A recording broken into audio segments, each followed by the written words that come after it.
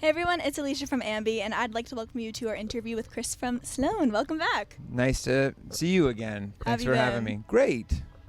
We're now here at WayHome. It's the debut of the festival. I know the Ambi crew's having an awesome time. How's it been treating you so far? Pretty. The festival? Yes. I basically just turned up. I chatted with Lowell. I chatted with Chad Van Galen. I chatted with you. Very nice. End of story. but all three were great chats. Ours is just beginning. It is. So I'll tell you how it went. I'll tell you how it went at the end. Well, as far as festivals go, I've spoken with tons of bands over the past couple of days, and they've been saying how a lot prefer going over to the vendors, checking out food, hanging in their tents, and some like catching gigs. So when you're at a festival, what's your main objective or thing that you love doing? Well, having just come from Coachella, I think this festival is really quaint. No, I'm just kidding. I don't know. I haven't walked around the grounds, but as a musician, I would hope that people come and check out the music. Yeah, of course. But I don't know. Obviously, there's more to music at this festival.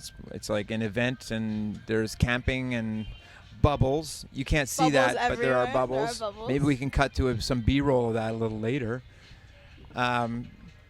I don't know. We're happy to be here. Like a lot of big acts and whatever. We're happy. We got to go to Coachella. I don't mean to talk about Coachella because we're at WayHome, but like we're happy to be invited. We're like guys in our mid-40s getting invited to the cool party. We're happy. And with such a massive catalog under your belt, when it comes to actually choosing tracks for your set lists, how's that come about? It's difficult to figure out what we're going to do because Andrew's playing a song that's 50 minutes long, and we have 40 minutes. So it's like, what other His two side songs? Of the, what other two songs are we going to do each? So, but I'm happy to do it. It's impressive. This is the year, within a year of having made our double album with everybody having a side. Like, I think it's, it's kind of an art. There's an art component to this festival, and there's an art component to our band. Like, we can entertain, but we're artists as well, and whatever. I'd like to show off our artistic side. Yeah, of course. Sure.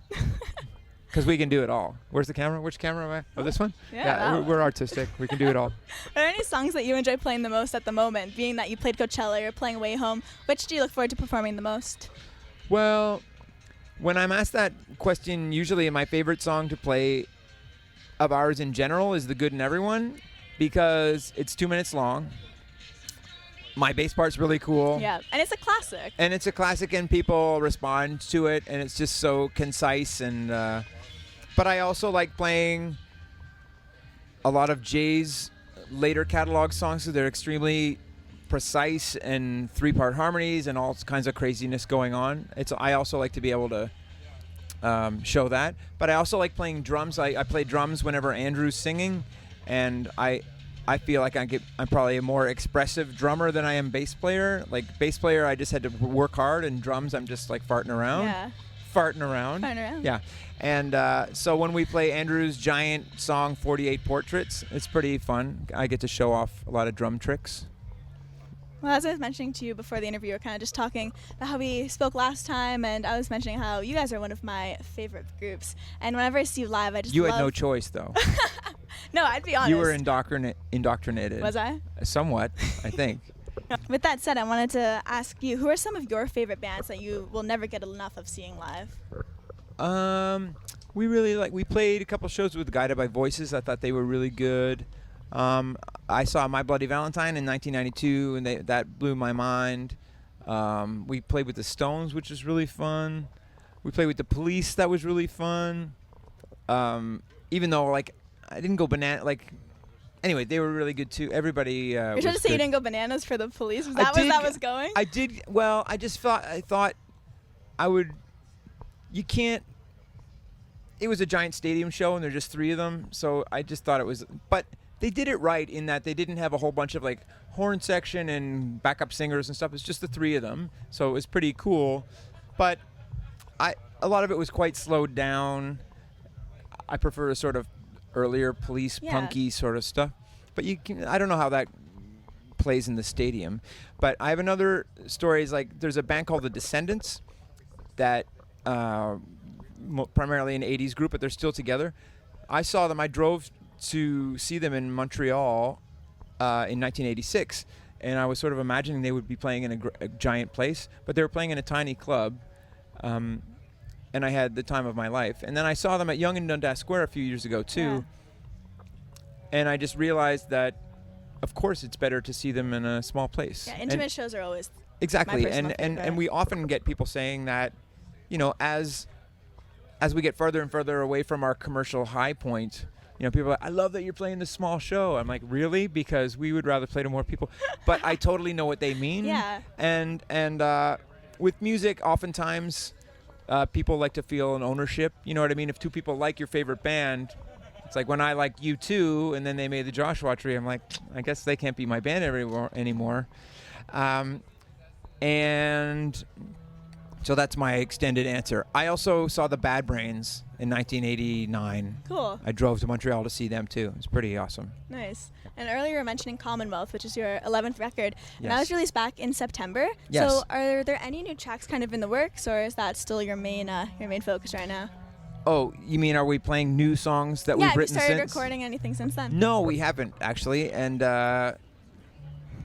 even though I think we put out records at a sort of once every 2 years sort of thing, we should be recording by now, but we're not.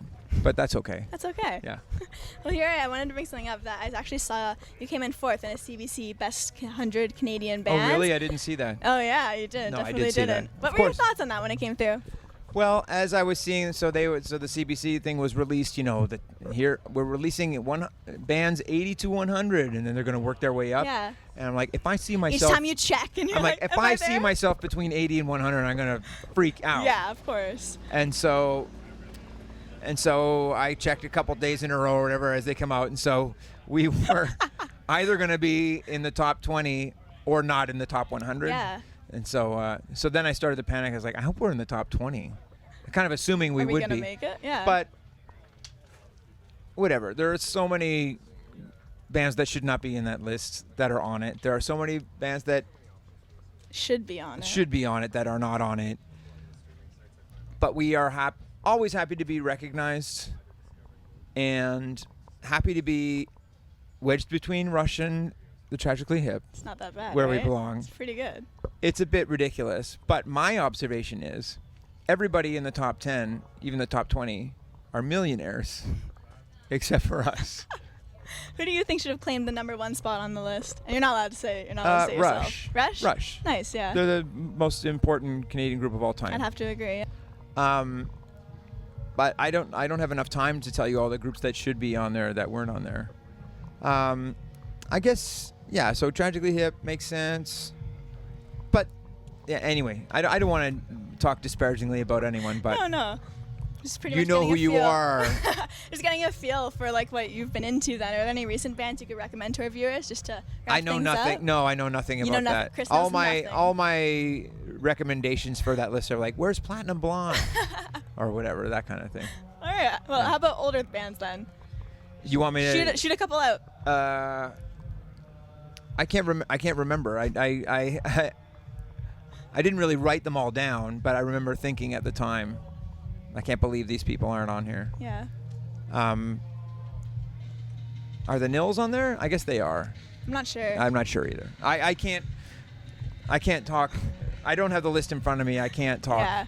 But so I'm a combination of I can't believe these jerks are on here. These guys suck.